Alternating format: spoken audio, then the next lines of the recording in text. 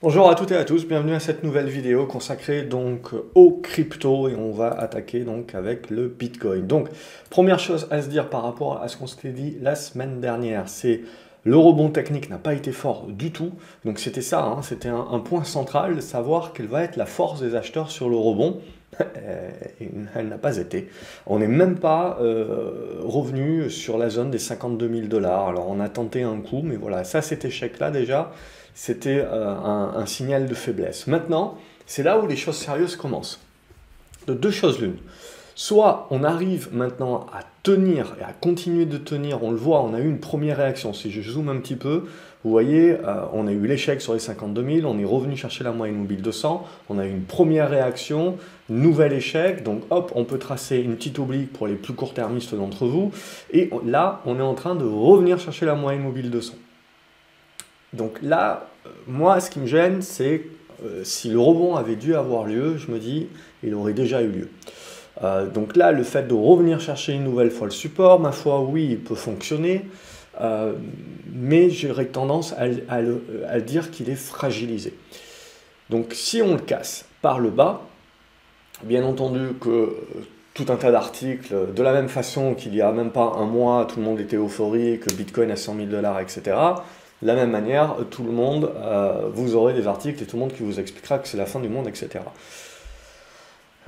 Pour quelqu'un qui va avoir un horizon plus moyen terme, je dirais en fait il est urgent d'attendre.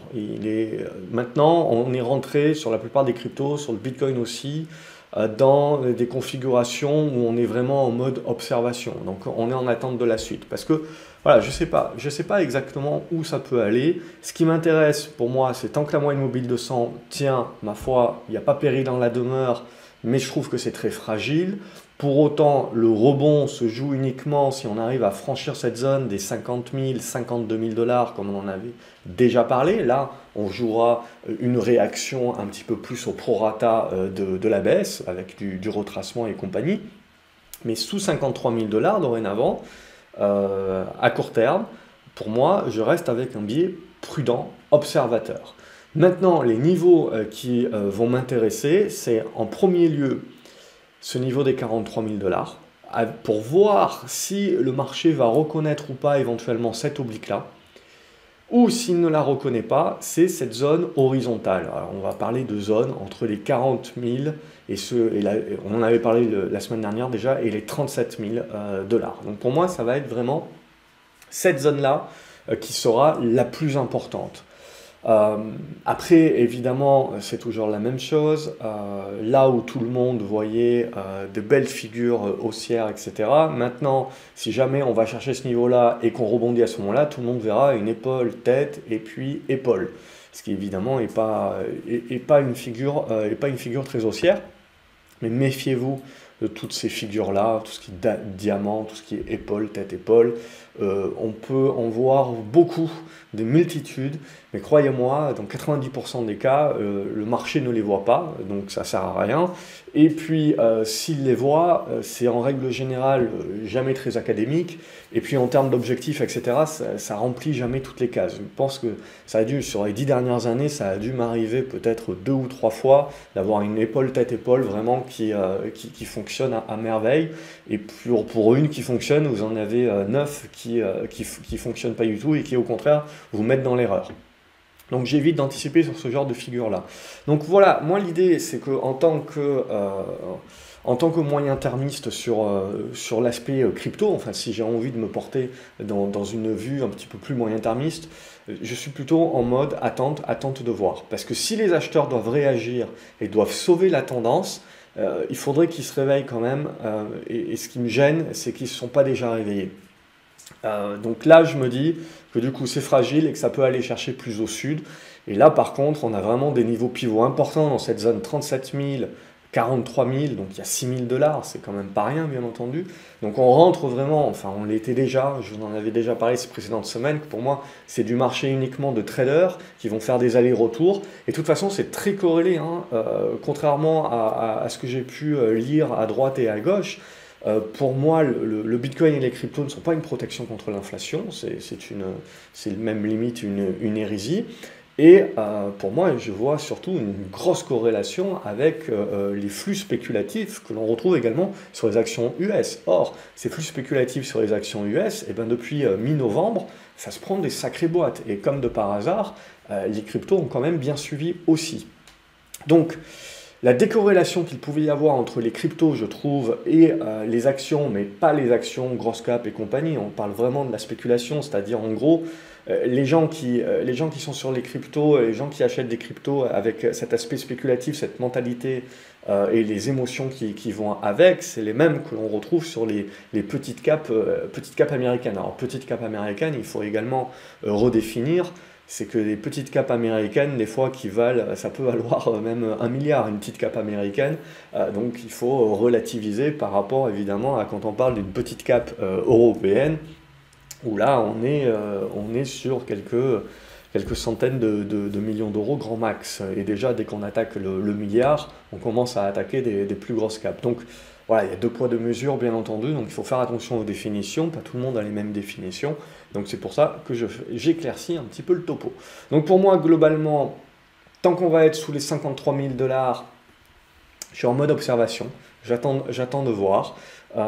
Et ce qui va m'intéresser, donc c'est est-ce qu'on tient maintenant et on arrive à rebondir, c'est ce qui serait le mieux pour le courant acheteur, ou est-ce qu'on va enfoncer, et auquel cas, si on enfonce, alors on peut aller tenir les 37 000, 43 000 $ éventuellement, mais ce qu'il va falloir se dire, en gros, c'est que le marché haussier risque de ne pas redémarrer tout de suite, hein. Donc ça risque de prendre du temps, parce que c'est une baffe, c'est un petit peu la même baffe qu'on avait pu prendre sur le début de l'été 2021, le marché a mis quand même du temps à s'en remettre. Donc là aussi, si on enfonce un petit peu trop les 43 000 notamment, il y aura des supports, bien entendu, il y aura des zigzags qui feront plaisir aux traders, mais pour l'aspect tendance moyen terme, il y aura certainement de l'eau qui aura besoin de couler sous les ponts avant qu'on puisse se retrouver quelque chose de plus favorable. Donc voilà un petit peu l'idée. Ces toutes prochaines séances sont importantes à regarder, hein.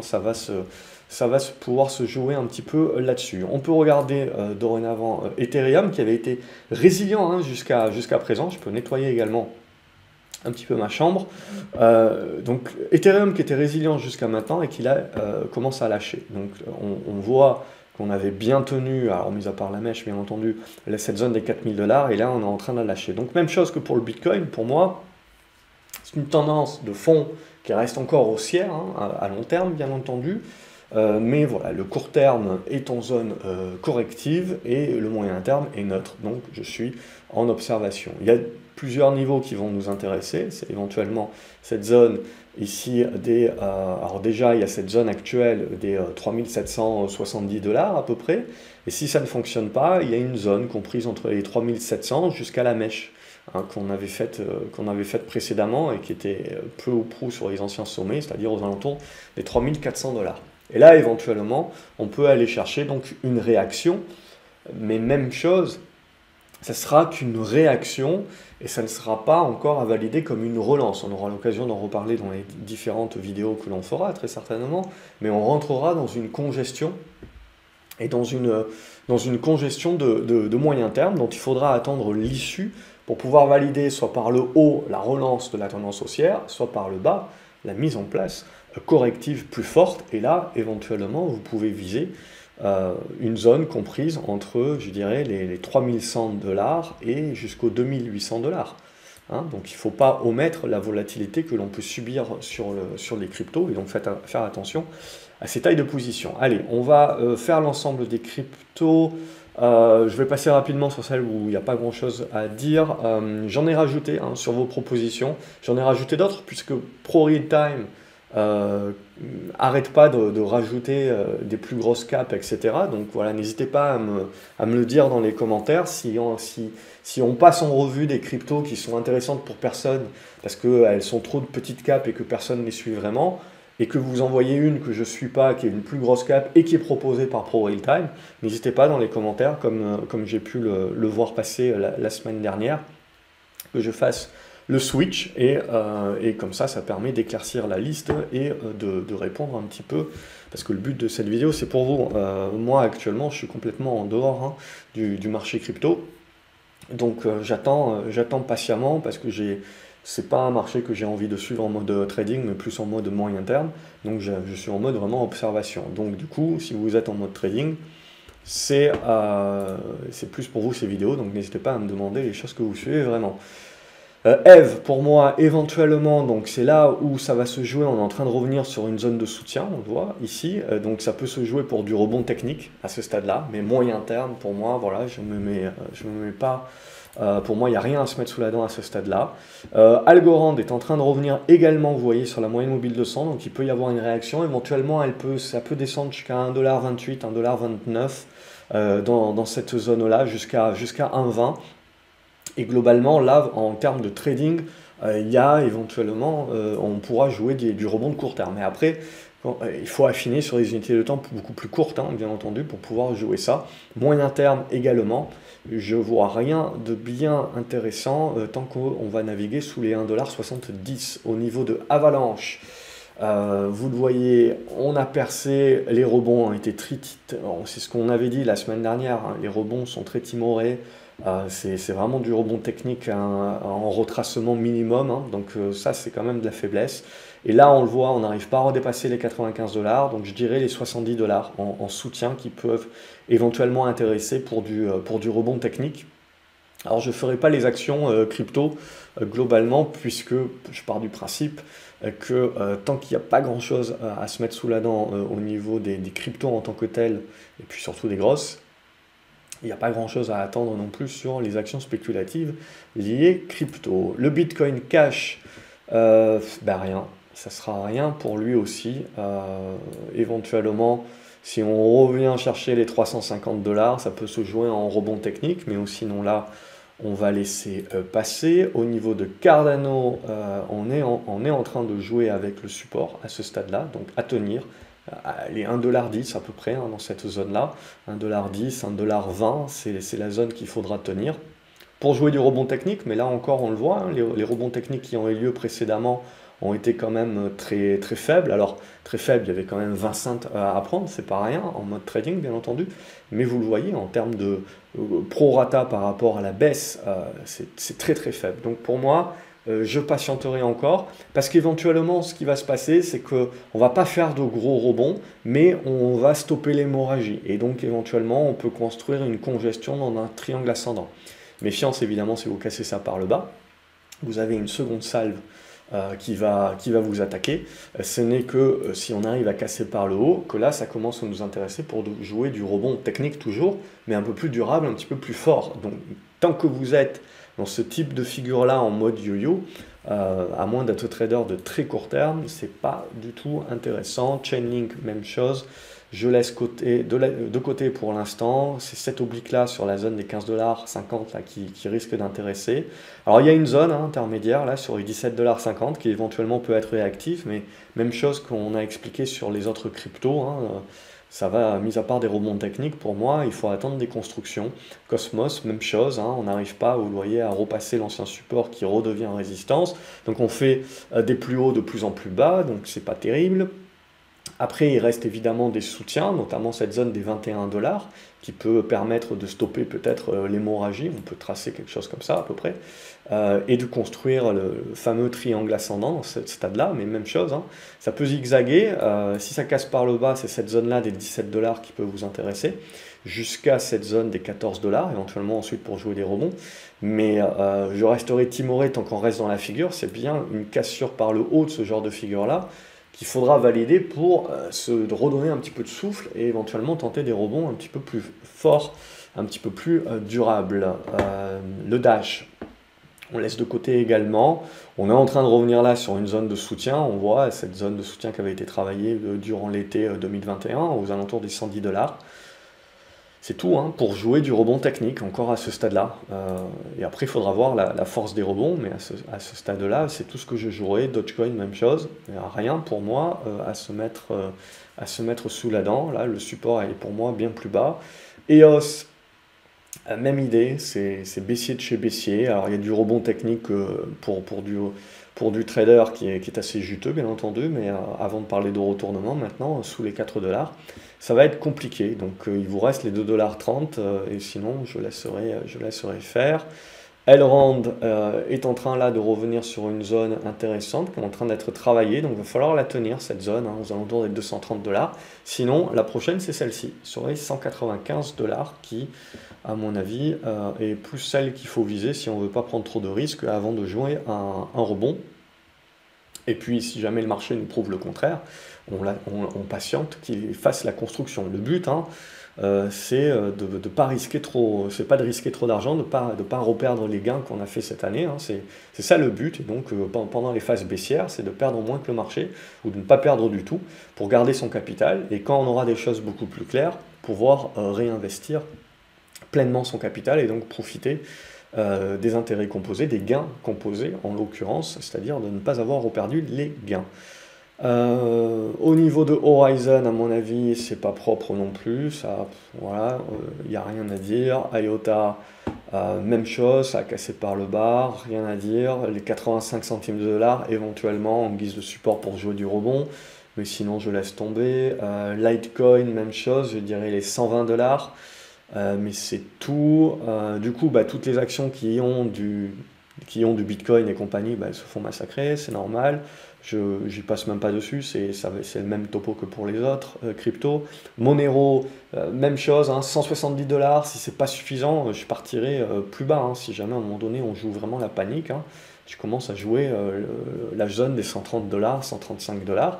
Après, là, voilà, on va quand même arriver dans une zone, on voit sur les 170 $, qui est quand même une zone assez importante, sur laquelle on peut éventuellement jouer les rebonds techniques déjà, et ensuite on verra.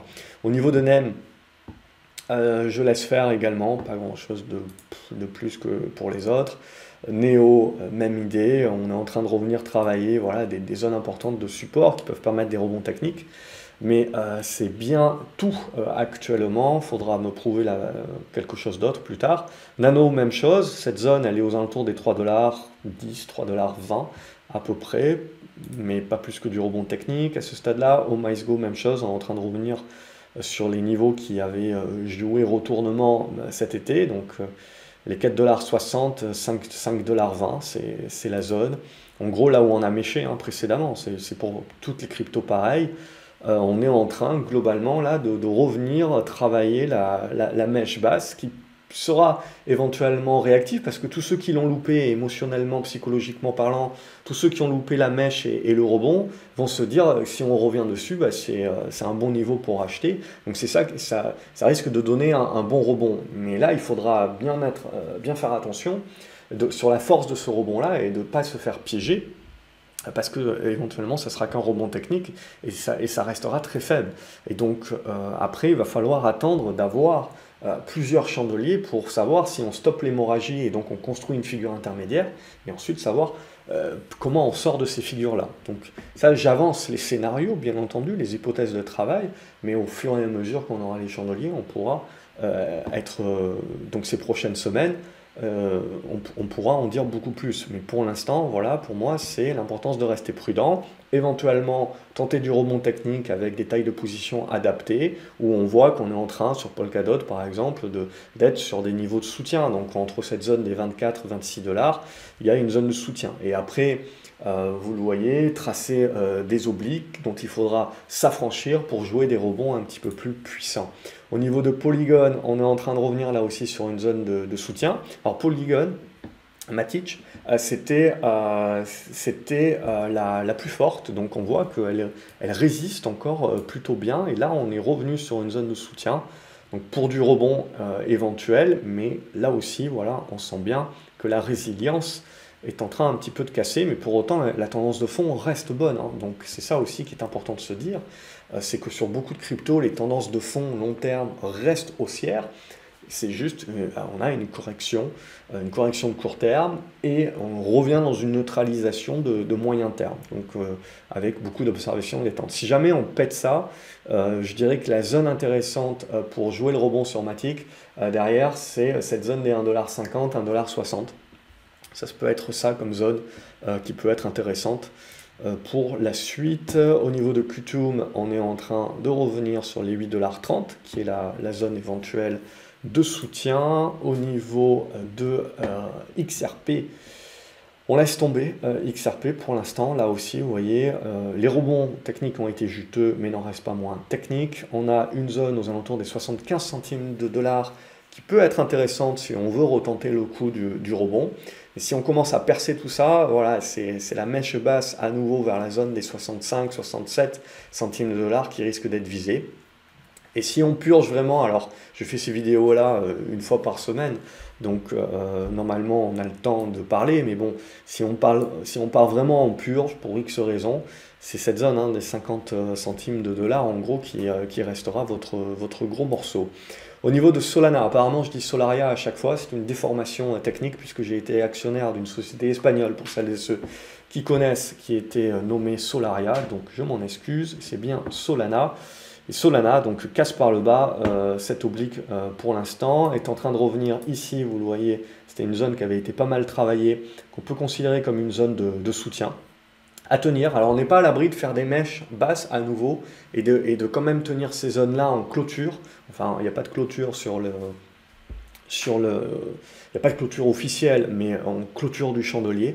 C'est ça qui va être important. Sinon, les prochains niveaux, il est ici, vous le voyez, tac, sur ce niveau des 139 dollars à peu près. Et si on décide de vraiment purger, vous avez les 120. Donc c'est important de savoir votre taille de position, de connaître votre plan. Il y a deux façons de faire. C'est soit on achète les supports au fur et à mesure avec des petites tailles pour jouer des rebonds, mais à ce moment-là, on fait les allers-retours. Soit on essaye de dimensionner une position, mais on prend conscience en effet que ça peut aller plus bas que ce que l'on croit, donc on ne prend pas les positions en une fois. Soit on reste en mode observation et on attend que le marché valide les supports, joue son rebond, crée sa figure, et là, sur la figure, on décide de rentrer pour jouer la cassure à la hausse ou à la baisse, mais au moins on a des repères, c'est-à-dire que si ça casse à la baisse, on a des repères et les supports qui ont fonctionné précédemment et on sait où mettre le stop en gros. Si ça casse, c'est le précédent support qui avait permis de moins stopper l'hémorragie. Au niveau de Stellar, c'est comme XRP, pas grand chose à se mettre sous le nez. On est sur support là, aux alentours des 25 centimes de dollars, qui peut permettre du rebond technique, mais à ce stade-là, pas plus. Et si on purge, hein, c'est le prochain qu'on visera hein, aux alentours des 19-20 centimes de dollars. Au niveau de Terra Luna, on corrige aussi, mais bon, ça reste une config qui est plutôt propre. Hein. C'est celle que vous m'aviez demandé de rajouter, donc la voici. Donc je dirais les 50 dollars. Hein, globalement, si on veut jouer un rebond technique là-dessus, ça peut se jouer en jouant là un retour sur les 51-52 dollars. Mais voilà, après on aura l'occasion d'en reparler. Ça restera du rebond technique à ce stade-là. Avant de parler relance, il faut pas mettre la charrue avant les bœufs dorénavant. Ça va être plus compliqué et ça prendra plus de temps que ce que l'on croit, ce que l'on avait déjà dit la semaine dernière, mais là d'autant plus. Hein. Tezos, vous voyez, celle-ci, elle avait eu une bonne volatilité dans son rebond, mais toujours est-il que le rebond a été resté technique et avait revalidé les anciens supports en résistance. Donc là, on repurge, on est en train de revenir sur la zone qui avait permis ce rebond, donc ça peut permettre du rebond technique là aussi, mais s'il est court, il faut d'autant plus s'en méfier, c'est-à-dire s'il est dans l'incapacité de repasser au-dessus des 5 dollars, en se disant, bon, ben, on le retentera le rebond, mais sur cette zone des 3,10 $ éventuels.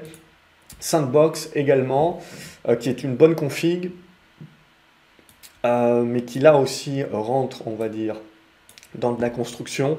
Donc j'aurais tendance à me dire, le support qui m'intéresse, il est là, aux alentours des 4,30 $, 4,40 $. Là, on bloque sur ce niveau-là. Alors, c'est en zone, là aussi. Cette zone est 5,80 $ en gros. Donc, petit à petit, on est éventuellement, je dirais, en train de construire cette congestion dans un triangle ascendant. Donc, il faut encore laisser vivre plusieurs chandeliers pour en avoir le cœur net. Mais globalement, de toute façon, tant que vous ne sortez pas par le haut ou par le bas, vous n'avez pas une tendance qui se donne. Donc, c'est essentiellement plus à privilégier du yo-yo encore pendant quelques temps. Tronix, là aussi on est sur support éventuellement pour tenter du rebond technique, sinon si c'est pas suffisant il faut l'attendre vers la zone des 7 centimes 50, 8 centimes de dollars. VeChain, même chose, on est sur une zone de soutien actuellement, mais voilà, comme on se l'est dit, je pense que ça c'est en train de percer hein, quand on touche les supports sur un laps de temps trop court et plus court, c'est de la fragilité, donc ça veut dire que les supports, ils sont en train de perdre un petit peu de leur côté support, justement, Et si on les lâche, on va très certainement revenir chercher la zone hein, où on avait méché au début du mois sur la première grande purge, en gros, avec le côté sell-off et toutes les ventes paniques et compagnie. Et donc là, sur VeChain, si on a un nouveau sell-off et compagnie, vous avez cette zone des 6 centimes de dollars éventuelle qui est intéressante. Au niveau de Waves, on est en train d'arriver là sur la zone de soutien. Donc pour tenter du rebond technique, c'est cette zone-là, dans un premier temps, en tout cas, et ensuite voir la force. Zcash, on est en train également d'approcher d'une zone qui devrait être intéressante, entre les 150 dollars et les 140 dollars. C'est une zone qui peut intéresser, et si ça passe en mode purge, la zone qui va intéresser, c'est cette zone des 120 dollars, si j'arrondis. Voilà, globalement un petit peu pour cette vidéo. Donc évidemment, selon votre profil, il y a beaucoup d'observations à faire, et donc le but c'est pas il n'y a rien à faire. Il y a beaucoup de personnes qui vont dire il n'y a rien à faire, donc je me retire, je regarde plus les écrans, etc. Non, en fait là il y a tout un travail de préparation parce que c'est très volatile, et donc il faut être prêt, il faut regarder les niveaux, faire vos hypothèses de travail, parce que quand tout ça va se mettre en place, eh ben, ça facilitera d'autant plus votre retour sur le marché s'il y a des signaux, évidemment. Et votre capacité comme ça à pouvoir revenir sur le marché de manière suffisamment réactive et pas louper ce que vous avez l'habitude de jouer éventuellement. Voilà pour cette vidéo. Comme d'habitude, n'hésitez pas à vous abonner à la chaîne, comme ça vous ne loupez pas les prochaines. Quant à moi, je vous retrouve dans les commentaires pour savoir ce que vous en pensez. Merci encore d'être de plus en plus nombreux à suivre ces vidéos-là, tant mieux si elles vous servent. Et je vous souhaite une excellente journée et je vous dis à la prochaine. Salut les graphes.